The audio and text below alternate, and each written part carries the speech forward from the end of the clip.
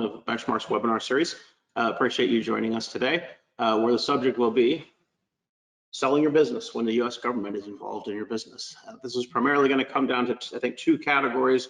One being if you have a lot of government contracts, and another one if your business or you as an owner have a government designation or certification, kind of a set-aside type of thing. So we're going to go through both of those issues. This is a great format. I have to do less talking today, and I'm really looking forward to this one because I'm going to learn a lot. I can tell. I myself am not an expert on government contracting. So when we've received so many questions about this that we went out and got some experts. So I'll introduce the two, I'll call them my panelists today. Sally Woodyard, who's a partner at Shutts Bowen in Tampa, Florida. She's in their corporate law department, and she specializes in mergers and acquisitions and government contracts. Today we're going to be talking, those are two different things, but today we're going to be talking about specifically where those two intersect. Which is something that I know Sally has a lot of experience with because I've worked on deals here at Benchmark with Sally. One of them is the tombstone right here, which involves significant government contracting. So I know how good she is and the value she brings to the clients on that. So she was the first call when we decided we were going to do this webinar. So we got to get Sally in or we're not going to do it. So very pleased that she's joining us today. And from Benchmark, we have our director, Will, who again, his background's can put a little bit in the advertisement for this, and I think both their backgrounds I could go into more, but I think when you hear them speak, I think you're not going to care how they learn what they know. They know so much about this subject that it's just going to come through. But Will's a director here in the Tampa office, running one of our teams here at Benchmark. So a little bit of technical housekeeping before we start. If you look on the right-hand side of your screen, you'll see a little red arrow. You hit the red arrow, it'll slide over. Two things of interest there. One is the place where you can put in your questions to send to us. And we have our digital marketing manager here at Benchmark, Sydney, behind the camera today, getting ready to field the questions. So she'll be monitoring those questions in real time, and she'll jot them down and present them at the end of the webinar. And the other thing of interest there you'll see is we have 5 PDFs loaded. One is from Shutts Bowen, explaining a little bit about their government contracting practice. So that's some good information takeaway there. One is a piece about Benchmark. It's fairly generic. There's an article from Benchmark about M&A and government contracting. There's a set of tombstones. I have a sample of a page or two of our tombstones in the government contracting space where we've represented sellers in recent years. I'm sorry, the last thing I'll mention again at the end of the webinar is if you have follow-up questions after it's over, we've got some email addresses from Shutts and from Benchmark of the people that you can reach out to if something comes across your mind after the webinar is over. So always welcome questions from those. I know people who are involved in government contracting love to talk about it. So please do keep the questions coming even after the webinar is open. So the format for the webinar that I want to go through today, so we have a lawyer and a broker. And what I want to do is, I meet with a lot of business owners that are thinking about selling or getting ready to sell, as well as, of course, handling some of them as clients. And I hear the same set of statements, and kind of what I want to do is find out if they're myths or if they're truth. And so we'll hear it from a legal standpoint and a business standpoint by going through these questions. So these aren't really questions; they're more just kind of the statements that I jotted down that I always hear. The first one is, I'm afraid I can't even sell my business because of a certification or a designation with the federal government that either the business has or I as the owner have. So I'll just ask true or false and we'll move on to the next question. I'm just kidding. I'm sure it's not that easy of an answer. So, well, why don't you kind of try to unpack that statement? Yeah, thanks, Glenn. So yeah, it's a really good question. Kind of backing up, I would just say if you think about the universe of all expenditure in the United States, Fortune 500 companies, small businesses, and then the government. The government is an enormous player in this space, right? So it's sort of, if you think of all expenditures as from the perspective of a single entity, the United States government is sort of the 800-pound gorilla in the space in terms of spending money to the private sector, right? And so I think that's something that we all have to kind of think about. If All of these great entrepreneurs in the private sector start all of these great businesses in government contracting, and they weren't able to take on strategic investment or sell this business. As the question suggests, that would be a shame. The good news is that's absolutely not the case. So I think the specific question in terms of set aside, kind of backing up. So there is something both at the federal, the state, and the local level in government called set aside expenditure. And so all these tiers of government have various categories of set aside work, which means there are goals to spend to contractors that are not all just very large businesses, that are small businesses usually, but also businesses that are located in, for example, what are called hub zones. And so these are economically disadvantaged areas where the government wants to encourage entrepreneurship and job creation and all these types of great things. So they're set aside money to those types of businesses that have those certifications. In addition, there's set aside work for veteran-owned businesses, for disabled veteran-owned businesses, for women-owned businesses, for minority-owned businesses, and there's a lot of different subcategorizations under the minority-owned business. And so what that means is effectively, just to kind of set the stage for the broader conversation here, there's a couple terms for it. It's set-aside work. A lot of it comes under something called 8A, which is just a section of code that creates this sort of set-aside environment. 8A is a designation. It's a number of designations that allow businesses to compete for work that is set aside for these small, minority-owned, women-owned, disadvantaged businesses, or businesses in areas that the government sees benefit for helping to develop geographically. These businesses are defined, their status is defined by usually the characteristics of the owner, the ownership, and the controlling stake in the company. So if you're a woman-owned business, the woman who's founded that business has to maintain ownership and control of that business in order to maintain those certifications. So what we end up seeing is a lot of really, really great businesses that have built themselves on this benefit by being able to go after contracting that's set aside for their designation. So typically when they come to us or to Sally, one of the questions that they're going to have is, listen, we've built a great business based on a certain types of contracts to pursue. If we were to change ownership, a majority of ownership, or if we were to do a change of control, what is that going to mean for the business more broadly? And I think we're going to kind of get into that from the perspective of, am I going to keep these contracts? If I'm a buyer, how do I have to think about buying a business like this? How do I think about being able to maintain these revenues that are based on these set-asides? And the good news is, just to answer your specific question, companies like this get sold all the time to all sorts of types of buyers. There are private equity groups that buy in this space. There are billion-dollar companies in the government contracting sector that have built their business largely on buying companies that were built on set-aside work and then basically transitioning them to what is called a free and open environment. So free and open is just, bidding for contracts that are not set aside. And so you start with set aside and then you move to free and open. And yeah, there are some challenges involved, but I think that's what we're here to talk about today, how we get around those challenges. And the good news is we do it all the time. So the answer is yes, you can absolutely sell your business that you've built on set aside work. That's a lot of information, but what can you add to that? From a legal perspective, we go on a little different view in terms, we drill down on what kinds of contracts are they, what's inherent in those contracts, what did they do in order to win those contracts, and how does that affect how they can be transferred to another buyer.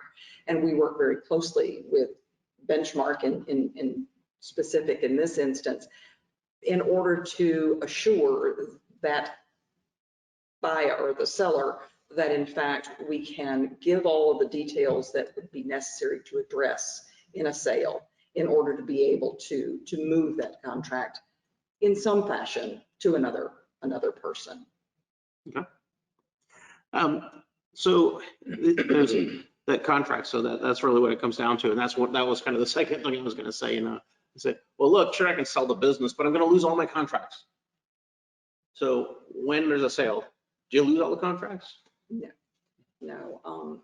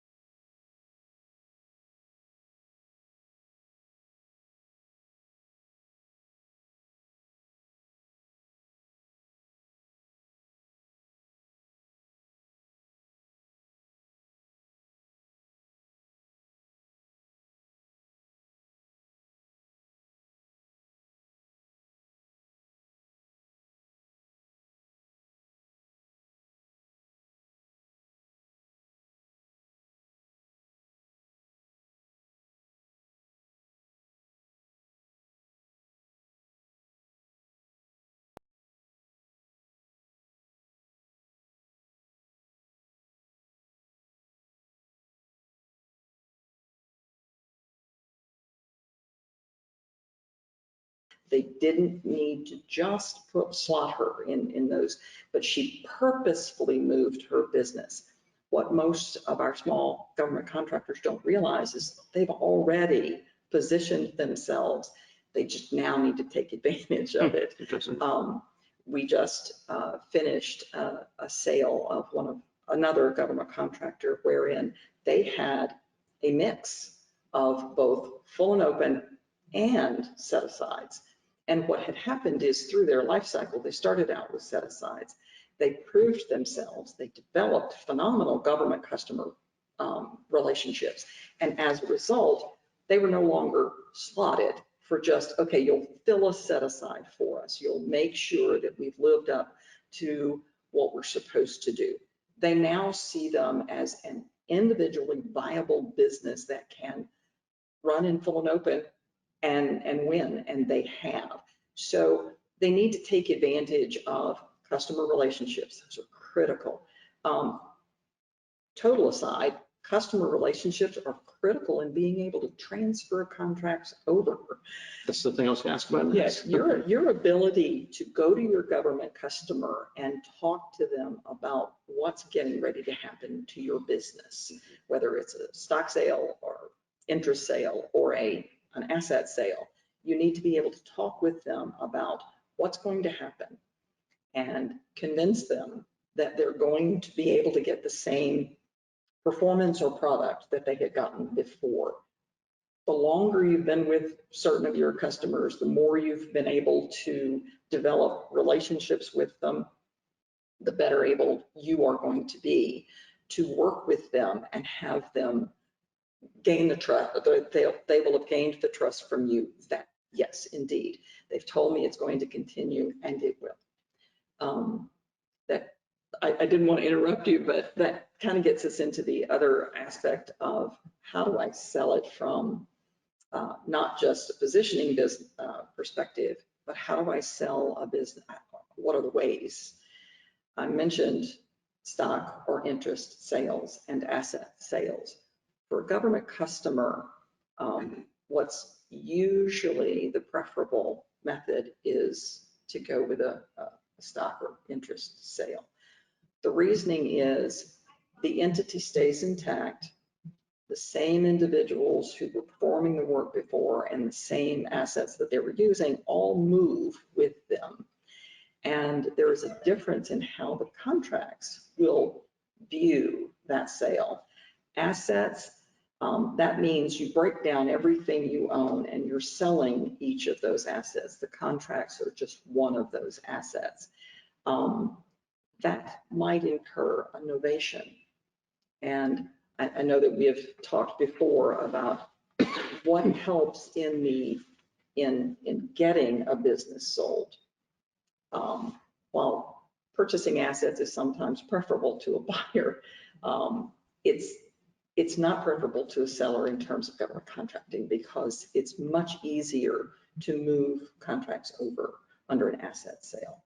It is not by any stretch of the imagination impossible. Novations just mean it's a new entity, a new person that the government customer needs to become aware of. And as a result, it's considered an assignment to someone new, someone that the government might not know about. But from an optics perspective, it might appear that way, but usually it's not really. The same management is moving over, the same performers are moving over, the same assets are being used. And it's just a little more difficult to convince the government customer that all those elements that they looked for are moving over with the business. Selling assets, selling interests or shares helps you in that, again, you remain intact. The company they contracted with is still the company they're contracting with after the sale. And so your contracts typically move over. But either way, are you going to have to go to the government and disclose? Or are you going to have to get permission? Well, and that's a phenomenal question. Within every contract, there's usually provisions regarding if you are sold in some fashion to someone else, we, your contracting party, need to have a notice and or a consent to go with them. So even if it's a stock deal, you might have to you might kind of go through kind of the assignment process, but it sounds like you're saying it's an easier version of it. It is easier. What's interesting is you don't truly have an assignment. An assignment typically means you're taking that contract and moving it to an unrelated party. In a stock sale, that goes with it. You're not moving it to an unrelated party. But even the government has gotten fairly sophisticated in viewing that. I'm now reading provisions regarding assignment or change of control where they indicate a change of control would be considered an assignment and vice versa, so that they're trying to cover the waterfront. There's no question when you sell assets, you're talking innovation.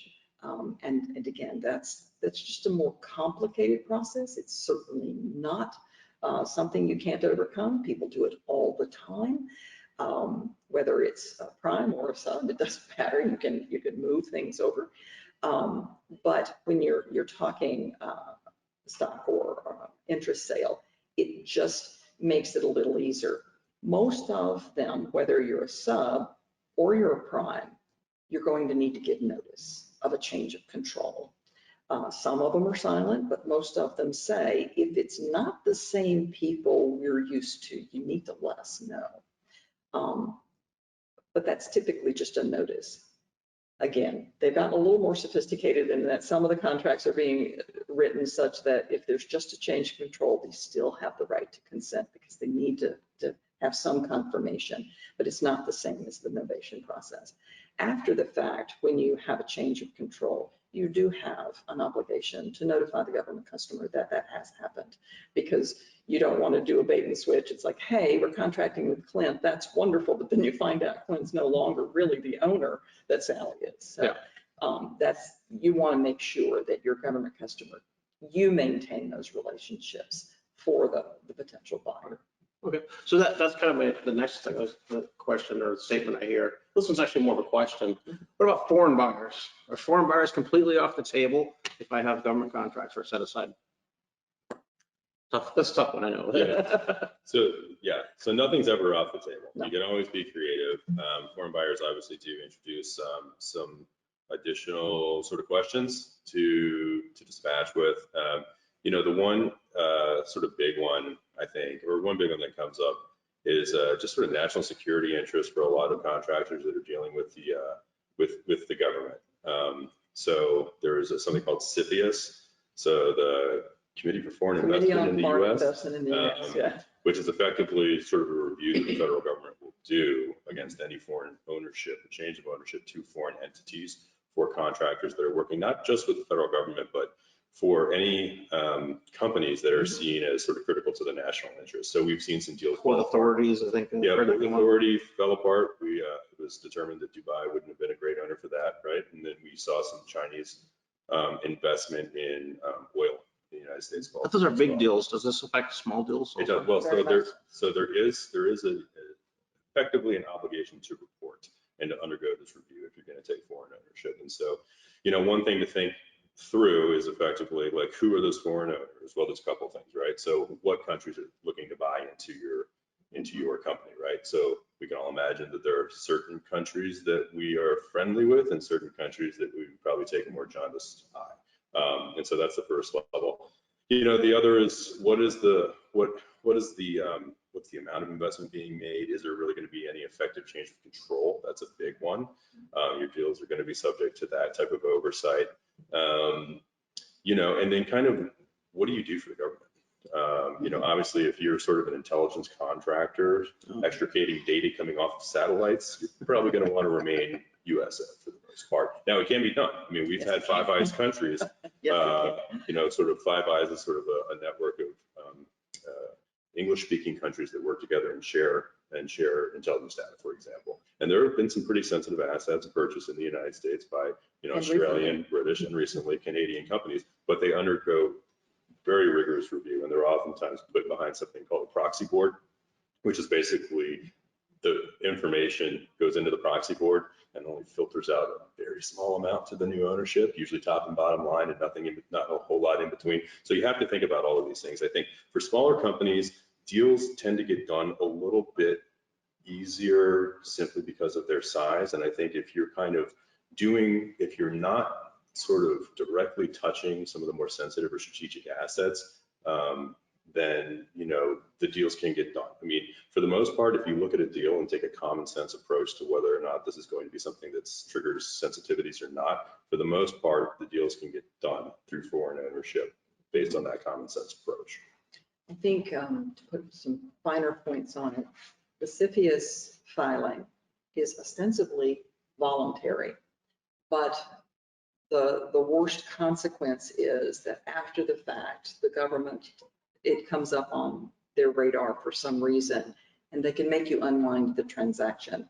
So to the extent that you're going to have foreign ownership come into your business and you are in government contracting, just speaking government contracting alone, you probably need to go ahead and participate in the CFIUS filings. Those are typically borne, for the most part, by a buyer.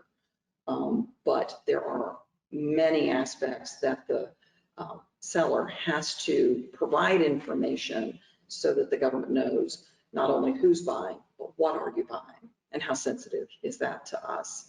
I think the other thing that has to happen is there are security clearances for many of these, even if they don't handle top secret or compartmentalized information, they still have security clearances based on what they do. Their facilities have security clearances. Some of their individuals have security clearances. And you have to let the agencies, DBTC and such, that let them know we're about to have different ownership and it is foreign, and you have to notify them of that. And those take some time. Those protract the process. You have to give enough time to get that done. So you have to sort of forewarn your seller that this is not going to be a 30-day close. They've come in, they've kicked the tires, they figured out how they can transfer the contracts. Let's get this closed. So it takes longer, a few more steps. Yeah. Depends on what you're doing and how big you are. Okay, good, Yeah. good. All right, so we have about 5 minutes left. Sydney, we got some questions. I'm not asking for the questions yet, but have we got some questions that we're gonna do? Great, so if you got any questions, get them in now. We're running out of time. We can always run a little bit over, but we don't like to. So I'm gonna stop asking questions. Was there something you thought I was gonna ask before we go to the audience questions that I didn't ask, or something that you thought of while the other person was speaking that we really need to get in there before we go to the audience questions? I have one of the questions they ask is the process different for government contractors than it is for a non-government contractor? In general, no, the process is the same. You still have to go through the same due diligence and the same review of all of the information, and you still need to, unfortunately, do the same kinds of documentation. We do the same type of documentation for a $10,000 deal as we do for a $50 billion deal. So it's on a smaller scale, but the process is something that we work through on a regular basis. And if the smaller they are, the less information sometimes they have. So it is a quicker process, but we still go through the same process each time in order to make sure that they're taken care of. Anything? I think it's great. I'd love to hear what the viewers have to ask. Well, all right, first question. What about SBIR and STTR contracts? They are specific to small businesses. If a business is sold to a large business after being awarded phase 1, can they still receive a phase 2 award? well, let me answer that first. I have no idea what that question means. Could you please? Those are research and development grants and Yeah. such that are provided, and sometimes they can be grants, sometimes they can be other forms of consideration. But generally, they would run under the same rules that your small business set-asides would run under. And I think to the extent that it is a specialized kind of technology or specialized research that they're looking for, yes, they do have the option to continue. Yes, those are small business INR, which is research and development. I can't remember what the I stands for, but again, just because you now have perhaps a different ownership structure doesn't mean the government doesn't need the research they're asking you to do, or that you brought to the table that the government is interested in seeing the end of. It's always the government's option in the end to either continue something or close it down. I think it might depend a lot on that. If the key researcher that helped win the contract is the owner who's leaving, as opposed to the owner who's going to stay on in a minority capacity, or maybe even, like you said, a 51% capacity, or even not as an owner, but they're going to commit to stay on. That might have an effect. I don't know if you have anything to add. Yeah, I mean, in SBIRs and those types of research-oriented contracts can be awarded to all sorts of businesses, from one-person shops to rather large organizations with a lot of researchers on the team. So I think that's exactly right. So, yeah. As an 8A government contractor, how will buyers and lenders consider my contract's backlog in a sales process? Backlog, one of my favorite things to talk about. Backlog is Talk good. about backlog. We just triggered Clinton. We used the word backlog. So backlog is critically important. So, we kind of talked on this previously. Typically in any kind of sales process, it's great if the buyer has a balance sheet that allows for an all cash transaction. More cash at closing, always better. Cash deferred is less good, but balance sheets matter. However, I will say that typically when the deal gets done, there's going to be a significant piece of the financing stack that is debt driven. Now, if we're getting bought by another 8A, as we kind of discussed, there's going to be a narrower set of lender types who are going to be able to sort of finance into that deal. We're going to be interested in doing so. Having the more level of assurance that a lender can get comfortable with in terms of the buyer's ability to pay back that loan, the better, right? That's where backlog really comes in. So a strong, sturdy backlog that is going to be able to drive out as far as possible into the forecast, the more assured that piece is, the better terms of the debt the buyer is going to be able to secure, and the better for the overall deal that becomes. So now I will say that backlog becomes subject to all of the things that we've just talked about, right? So you can have business booked in backlog, but again, it doesn't automatically translate if there's a change of ownership or a change of control. So it's going to be subject to all the same evaluation as any of the sort of existing contracts, as any of the new business that's being pursued and maybe is on the cusp of being won. However, in talking to lenders in this space who do deals with sort of smaller government contractors, it really does come down to, well, first we're going to take your backlog and we're going to do a discounted cash flow model on that, and that's going to be table stakes to moving forward in this process. So yeah, I would just say the backlog is critically important. It's not just about size, but to the extent that we can sort of striate that backlog and get varying levels of comfort with how much of this is actually going to pull through credibly into the forecast. That's a huge part of getting a deal done in most situations. Yeah, we have any more? That's it. Okay, well, good. We're right on time. So when I was a little kid growing up in Southern Alabama, my mother told me back in the 70s, she said, if you ever host a webinar, the key to success is getting two people that are smarter than you on the panel. So I think everybody would agree we accomplished that today. Those were just great answers. I do a lot of webinars, and usually I'm talking and I'm not learning much. This was great to just sit back and be a student on this. I'm not going to do anything with it. I'm still going to go to you whenever the government contracts come in, and So you'll be getting some phone calls also. But I think it's great. I think it's great. So again, please take a look at the downloads on the side of the page, particularly the one that if you come up with some questions later on, to reach out to Benchmark or Shutts Bowen. And I'm sure that we'll, both companies will get back to you really quickly. So they obviously love talking about government contracts, like I said. So thank you for joining us, and please come back again for our next webinar.